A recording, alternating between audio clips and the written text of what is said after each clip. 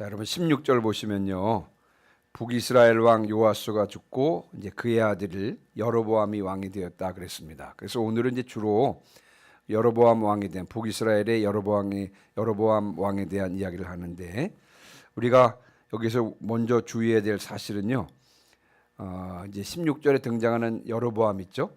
여로보암 이름이 북이스라엘의 첫 번째 왕 여로보암과 이름은 같습니다. 다른 사람입니다. 동명이인입니다. 그래서 우리가 오늘 16절에 등장하는 여로보암을 편의상 여로보암 2세라고 부릅니다. 그래서 오늘은 주로 북이스라엘의 여로보암 왕 여로보암 2세에 대한 이야기를 함께 나누고자 합니다. 자, 그리고 이 여로보암 2세 하면 또 한 가지 더 기억해야 될 사실이 있는데요.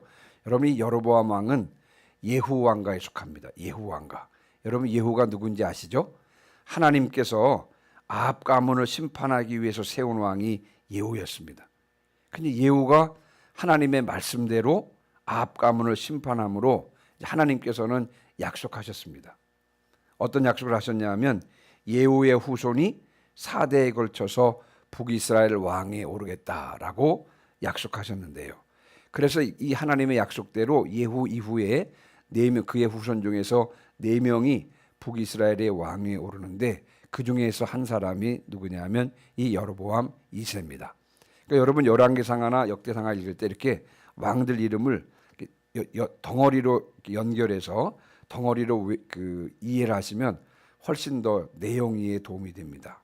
자, 예를 들면 예후 있죠? 예후 이후에 4명이 왕이 오르게 됩니다. 그래서 이 예후 왕조에 속한 사람이 누구냐면 첫 번째 예후가 나오고 그다음에 오늘 다 등장하는데 여호아스, 그다음에 요아스, 여로보암 2세, 그다음에 스가랴. 그렇게 해서 예후를 포함해서 5사람이 예후 왕조를 구성하게 되는 것입니다. 자, 그런데 자,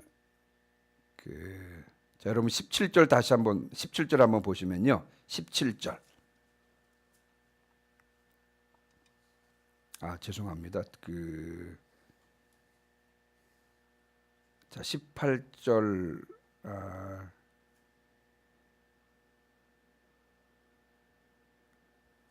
잠깐만요. 여기 정확하게 17절이면 17절. 자, 17절 같이 읽습니다. 시작. 이스라엘의 왕 요아스의 아들 요아스가 죽은 후에도 유다의 왕 요아스의 아들 아마샤가 15년간을 생존하였더라. 아멘. 자, 여로보암 2세가 북이스라엘의 왕이 되었을 때 이때 여러분 남유다의 왕이 누구였냐면 아마스였습니다. 아마샤였습니다. 자, 이 아마샤가 여러분 누굽니까? 아마샤는 누구냐면 남유다의 그 악한 여인 있죠? 남유다의 악한 여인 아달랴. 여러분 기억하시죠? 왕이 되려고 손자들을 다 죽이고 왕이 된 사람이 이 아달랴인데 이때 여러분 유일하게 살아남아서 왕이 된 사람이 요아스였는데 이 요아스의 아들이 누구냐면 바로 이 아마샤인 것입니다. 아마샤. 그러니까 남유다는 아달랴 이후에 요아스 그리고 아마샤, 그 아마샤의 아들이 누구냐면 아사랴인데 역대하에서는 우시야라고 하는 이름으로 나옵니다. 우시야, 요담. 여기도 한번 덩어리로 외워두면 편합니다. 요아스, 아마샤, 아사랴 그리고 요담. 이렇게 해서 여러분 그거를 한번 덩어리로 이렇게 이해를 하시게 되면 나중에 성경을 열왕기상하와 역대상하를 이해할 때 큰 도움이 되리라 생각이 듭니다. 자, 그런데 19절 보시면요. 여러분 이 아마샤라고 하는 사람이 반역한 무리들의 손에 의해서 죽임을 당하게 됩니다. 우리가 어제 여러분이 아마샤에 대해서 살펴봤죠. 하나님께서 승리를 주셨습니다. 그래서 용르엘이라고 하는 단어 어제 목사님께서 설명해 주셨는데 하나님께서 이기게 하셨다고 하는 뜻입니다. 에돔과의 전쟁에서 이기게 하셔서 그것 지명을 용르엘 즉 하나님께서 이기게 하셨다 그랬습니다. 하나님께서 승리를 주셨습니다. 그러니까 이 아마샤가 잘 나가니까 어떻게 됐어요? 자기 마음대로 했습니다. 자기 마음대로 하고 싶은 대로 했습니다. 하나님의 뜻에 순종해서 하나님의 뜻대로 행한 것이 아니라 자기 하고 싶은 대로 했는데요. 그 결과가 어떠냐 하면요. 그 무리들이 반역해서 그 반역한 무리들의 손에 의해서 아마샤가 죽습니다.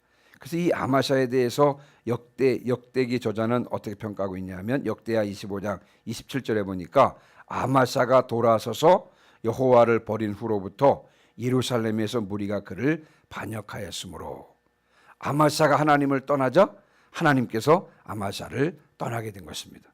저는 여러분 이 본문을 읽으면서 우리가 주의해야 할 때 어떤 때를 주의해야 되냐면요, 일이 잘 풀릴 때, 그리고 승리할 때, 그리고 여러분 좋은 일이 있을 때, 여러분 이런 일이 있을 때는 더욱더 겸손하게 감사하며 주님께 영광을 올려드리고 주님의 말씀에 순종해야 되는데, 그런데 사실 우리의 본성상 이 자칫 잘못하면 교만에 빠져서 하나님께 돌아가야 될 영광을 내가 취하고 그렇게 해서 결국 하나님의 심판을 받을 수 있게 되는 것입니다. 받을 상황이 그렇게 될 수도 있는 것입니다.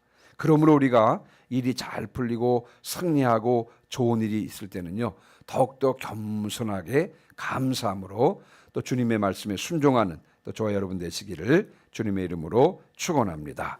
자, 21절입니다. 21절. 자, 21절 같이 읽습니다. 시작. 유다 온 백성이 아사랴를 그의 아버지 아마샤를 대신하여 왕으로 삼으니 그때 그의 나이가 16세라. 아멘. 아마샤가 죽은 다음에 누가 왕이 됩니까? 그의 아들 아사랴가 왕이 됩니다. 아사랴를 역대기에서는 뭐라고 부르냐면요, 우시야라고 부릅니다. 우시야. 저는 개인적으로는 이 아사랴보다도 우시야라고 하는 이름이 더 익숙한데요. 그래서 아마샤, 우시야, 요담. 그다음에 나오는 사람이 아스, 그리고 나서 이제 히스기야, 므낫세가 이렇게 나옵니다. 자, 그런데 여러분 이 아사랴, 우시야가 왕이 될 때 북이스라엘의 왕이 누구였습니까? 23절. 자, 23절 같이 읽습니다. 시작. 유다의 왕 요아스의 아들 아마사 제15년에 이스라엘의 왕 요아스의 아들 여로보암이 사마리아에서 왕이 되어 41년간 다스렸으며. 아멘. 제가 왜 잠깐 이 부분을 묻냐면요, 자, 여러분 이 시점을 우리가 좀 기억할 필요가 있습니다. 자, 북이스라엘은 여로보암 2세, 남유다는 누구라고요? 아사랴, 다시 말하면 우시야입니다. 여러분 우리가 성경을 읽으면서 이 때를 기억하셔야 됩니다. 자, 북이스라엘은 누구라고요? 북이스라엘은 여로보암 2세, 남유다에는 누구라고요? 아사랴, 우시야입니다. 우시야. 이 사람 시대가 어떤 시대냐면요, 남북이 분열된 이후에 남북 모두가 경제적으로나 군사적으로나 가장 강력할 때가 이때였습니다. 다시 한번 말씀을 드려보면 북이스라엘은 여로보암 2세, 남유다에는 아사랴, 다시 말하면 우시야 때 여러분 남북 모두가 가장 강력할 때였습니다. 그리고 이때 활동했던 선지자들이 있습니다. 우리가 잘 아는 선지자들입니다. 누구냐면 호세아와 아모스와 요나가 이때 활동을 합니다. 여러분 우리가 한번 이 대목을 잘 생각해 봅시다. 경제적으로 군사적으로 가장 막강했는데 우리들이 잘 알고 있는 선지자들이 활동했다. 여러분 제가 묻습니다. 이게 좋은 현상입니까? 나쁜 현상입니까? 자, 다시요.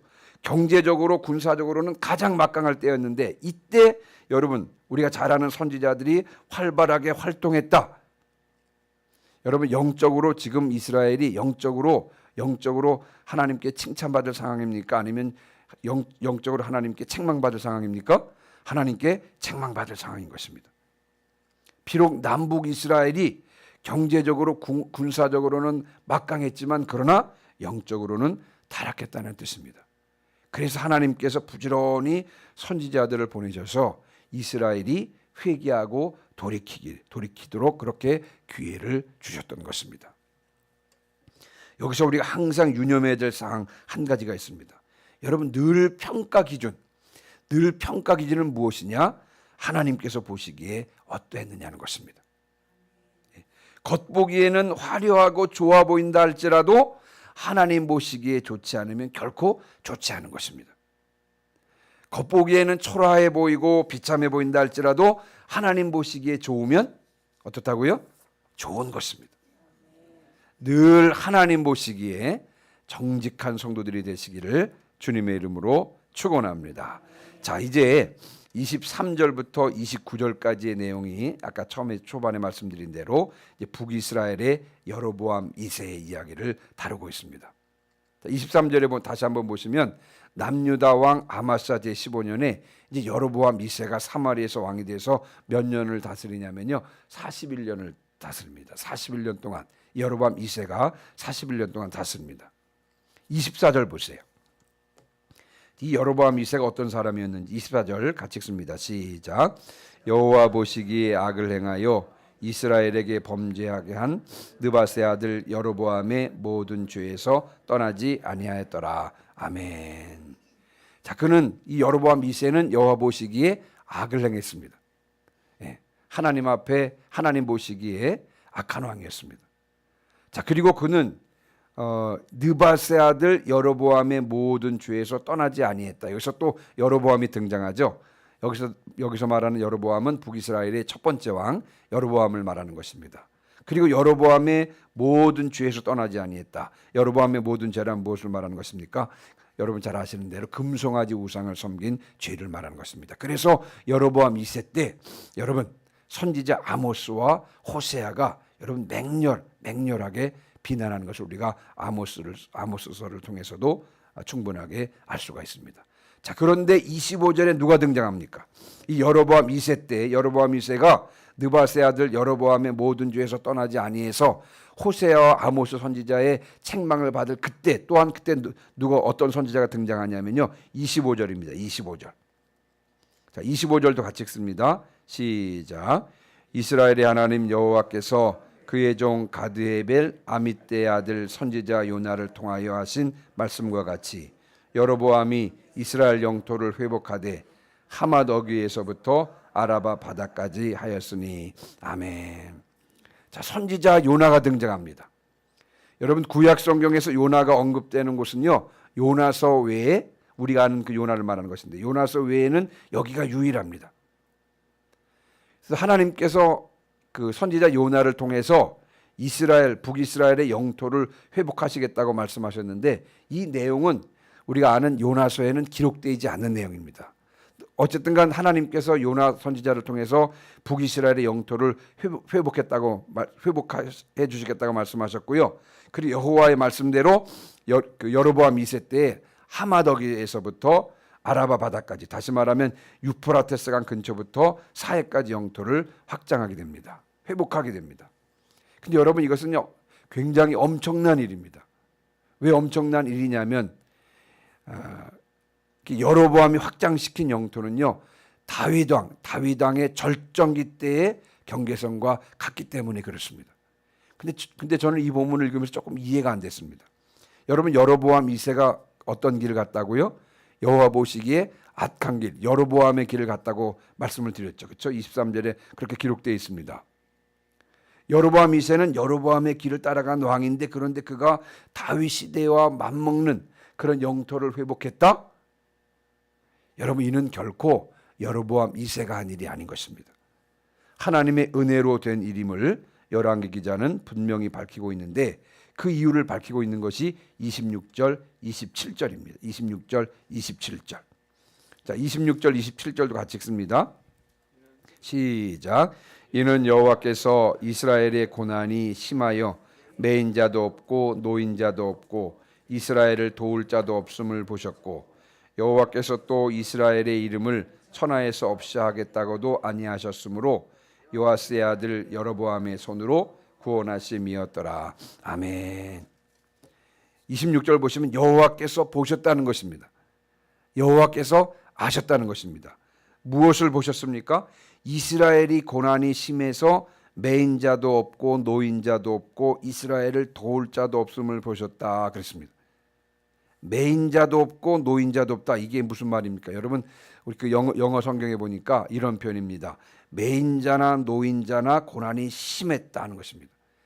매인자도 고난이 심하고 노예들도 고난이 심했고 또 자유자들도 고난이 심했는데 그러나 이스라엘을 도울 자가 없는 것을 하나님께서 보시고 아셨다는 것입니다. 그래서 하나님께서 나서서 도우셨다는 것입니다. 저는 이 본문을 읽으면서 이제 이사야서의 말씀이 생각이 났는데요. 여러분 이사야서의 말씀에 여호와께서 이를 살피시고 그 정의가 없는 것을 기뻐하지 않으시고 사람이 없음을 보시며 중재자가 없음을 이상히 여기셨으므로 자기 팔로 스스로 구원을 베푸셨다라고 이사야 59장 15절 16절을 말씀하고 있습니다. 하나님께서 중재자가 없음을 이상히 여기시고 스스로 구원자가 되어주셨다는 것입니다. 여러분, 이것이 하나님의 마음입니다. 불쌍히 여기시는, 긍휼히 여기시는 하나님의 긍휼의 마음인데, 이 하나님의 긍휼의 마음 때문에 우리가 구원을 얻은 것입니다. 여러분, 북이스라엘도 마찬가지입니다. 지금 여로보암 2세와 또 북이스라엘의 백성들이 악한 길로 갔지만, 그러나 하나님께서 그들을 긍휼히 여기셔서 여로보암 2세의 손을 통하여 이스라엘의 영토를 회복해 주셨다는 것입니다. 그리고 27절 보세요. 27절. 여호와께서 또 이스라엘 이름을 천하에서 없애하겠다고도 아니하셨으므로 요아스의 아들 여로보암의 손으로 구원하심이었더라. 이 27절과 27절과 같은 표현이 어디 나오냐면요, 여러분 13장 23절 보시기 바랍니다. 13장 23절. 13장 23절은 14장 27절의 또 다른 표현이라고 할 수가 있는데요. 자, 13장 23절 같이 읽어보겠습니다. 시작. 여호와께서 아브라함과 이삭과 야곱과 더불어 세우신 언약 때문에 이스라엘에게 은혜를 베풀며 그들을 불쌍히 여기시며 돌보사 멸하시기를 즐겨하지 아니하시고 이때까지 자기 앞에서 쫓아내지 아니하셨더라. 아멘. 하나님께서는 아브라함과 이삭과 야곱에게 하셨던 언약 때문에 비록 죄와 죄의 고통 가운데 있는 북이스라엘이 할지라도 그들에게 은혜를 베푸셨고요, 그들을 불쌍히 여기셔서 멸하기를 즐겨하지 않으셨다는 것입니다. 또 오히려 여로보암의 길을 걷고 있는 여로보암 2세를 통해서 구원해 주셨다는 것입니다. 여러분, 여로보암 2세 때 다윗 시대만큼의 영토를 회복할 수 있었던 것은요, 여로보암 2세의 군사력이나 전술이나 지도력 때문이 아니었습니다. 전적으로 하나님께서 불쌍히 여기셔서 은혜를 베풀어 주셨기 때문에 여러분, 다윗 시대와 맞먹는 그런 영토를 회복할 수 있었던 것입니다. 우리는 이 하나님의 은혜가 아니면 아무것도 할 수가 없고요, 하나님의 은혜가 아니면요 아무것도 아닙니다. 여러분, 우리가 얼마나 연약한 존재입니까? 단 몇 분만이라도 숨을 쉬지 않으면 죽을 수밖에 없습니다. 단 며칠이라도 물을 마시지 않고 음식을 먹지 않으면 죽을 수밖에 없습니다. 또한 여러분, 우리가 얼마나 무능한 존재입니까? 모든 것을 다 할 수 있을 것 같지만, 그러나 할 수 없는 일들이 얼마나 많은지 모르겠습니다. 여러분, 우리의 사랑하는 가족이 아플 때 단 몇 분이라도 우리가 생명을 연장할 수 있습니까? 우리가 걱정한다고 해서 키를 몇 센치 더 늘릴 수 있습니까? 해가 뜨고 해가 지고, 별이 뜨고 별이 지고, 달이 뜨고 달이 지는 것도 우리가 여러분 조정할 수 있습니까? 시간의 흐름을 막을 수 있어요? 노화를 방지할 수 있습니까? 사실 우리가 할 수 없는 일들이요 너무너무 많습니다. 정말 우리는 하나님의 은혜가 아니면 아무것도 아닌 존재들이고요, 우리는 하나님의 은혜가 아니면 아무것도 할 수 없는 존재들인 것입니다. 그런데도 감히 그 은혜를 모른 척하고 무시하고 그 은혜와 상관없이 살려고 하니까 여러분, 우리가 얼마나 어리석은 자들인 것입니까? 이왕 요나 선지자가 나왔으니까 요나 선지자 이야기를 조금 더 한번 해보고 싶은데요, 오늘 문맥에 요나 선지자가 등장하잖아요. 오늘 문맥에 이 요나 선지자가 등장하는 이유가 무엇입니까? 요나 선지자는 잘 아시는 대로 아시리아의 수도 니느웨에 가서 심판을 전하라는 하나님의 말씀에 불순종해서 다시스로 갔습니다. 자, 그러다가 바다에 던져져서 큰 물고기 뱃속에 들어갔다가 3일 만에 살아나서 니느웨로 향하게 됩니다. 여러분, 아시리아 수도가 니느웨였는데, 니느웨는 그 당시 사흘 동안 걸을 만큼 큰 성읍이었는데요, 요나는 하루 동안 다니면서 외쳤습니다. 3일 동안 걸을 만큼 큰 성읍인데 요나는요 한 하루 정도 걸으면서 하나님의 심판을 외쳤는데, 근데 이게 웬일입니까? 요나의 선포를 듣고 왕이요 왕복을 벗고 굵은 베옷을 입고 제위에 앉아서 회개했습니다.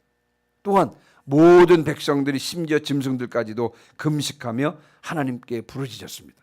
니느웨에 거국적인 회개 운동이 일어났던 것입니다. 니느웨 백성들이 악한 길에서 돌이키자 하나님께서는 뜻을 돌이키사 재앙을 내리지 않았던 것입니다. 요나가 외쳤을 때 이방인이었던 니느웨 백성들은 회개하고 돌이켰습니다. 그런데 여러분, 정작 하나님의 백성들이었던 북이스라엘 백성들은 어떻게 했습니까? 하나님께서 그들을 불쌍히 여기셔서 영토를 회복시켜 주셨고, 또 부지런히 호세아나 아모스 같은 선지자들 보내셔서 말씀을 선포했지만, 여러분, 하나님의 백성인 북이스라엘 백성들은 어떻게 했습니까? 돌이켰습니까? 돌이키지 않았습니까? 돌이키지 않았습니다. 이방인이었던 니느웨 백성들은 심지어 짐승들조차도 금식하면서 거국적인 회개 운동이 일어나고 돌이켰는데, 정작 하나님의 백성들인 북이스라엘 백성들은요, 돌이키지 않았던 것입니다. 오늘 문맥에서 요나 선지자가 등장한 것은요, 바로 이런 이유 때문에 그렇습니다. 하나님의 은혜를 알고 돌이키도록 하기 위하여 오늘 본문에 요나 선지자가 등장한 것입니다. 여러분, 이는 비단 북이스라엘 사람들만의 문제가 아닙니다. 바로 우리의 문제예요. 여러분, 우리도 하나님의 은혜를 헛되이 받고 돌이켜 회개하지 않으면 심판에 이르게 될 줄 믿습니다. 예수 그리스도를 통해서 보여주신 하나님의 은혜와 사랑을 무시하고 여러분 돌이켜 회개하지 않으면 주님을 따르지 않으면 심판을 멸할 길이 없을 줄 압니다. 자, 이제 29절입니다. 29절. 여로보암이 죽고 그의 아들 스가랴가 왕이 되는 것으로 오늘 본문은 일단락이 됩니다. 스가랴는 말씀드린 대로 예후 왕조의 마지막 왕입니다. 오늘 이제 말씀을 마무리가 맞으면서 이 새벽에 우리가 이제 기도해야 될 내용들은요, 무엇보다도 하나님, 우리가 일이 잘 풀릴 때 더욱 감사하고 겸손하게 주님의 말씀에 순종하는 자들이 되게 하여 주시옵소서. 또 하나님 보시기에 언제나 하나님 보시기에 좋은 것을 선택하고 하나님 보시기에 좋은 것만 행하게 하시옵소서. 또 마지막으로 모든 것이 하나님의 은혜입니다. 하나님의 은혜를 감사함으로 받을 수 있도록 인도하여 주시옵소서. 이런 기도를 올려드리는 새벽이 되어야 될 줄 믿습니다. 279장 찬송하시고요, 오늘 들은 말씀을 기억하시면서 기도하는 시간 갖도록 하겠습니다.